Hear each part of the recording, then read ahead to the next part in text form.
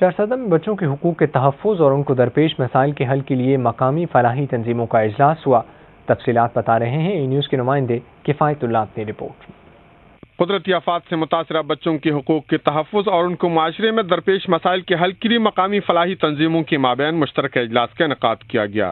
تریدس home کی مالی تعاون اور جاب کریٹنگ ڈیولپمنٹ سوسائٹی کے زیر اہتمام منعقدہ اجلاس میں سرکاری اور غیر سرکاری تنظیموں کے نمائندوں، وکلاء، سماجی کارکنان اور دیگر مکتب فکر سے تعلق رکھنے والے JCDS کے صدر علی اکبر، پروجیکٹ کوآرڈینیٹر اور ان کے مسائل کسی ایک شخص کا کام نہیں بلکہ معاشرے کے تمام طبقوں کی ذمہ داری ہے۔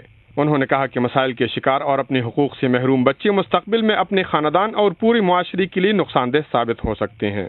شرارت سے بچانا ہم سب کا فرض ہے۔ انہوں نے خیال ظاہر کیا کہ بچوں کے مسائل پر قابو پانے کے لیے ہر بچے کو اپنا بچہ سمجھنا ہوگا۔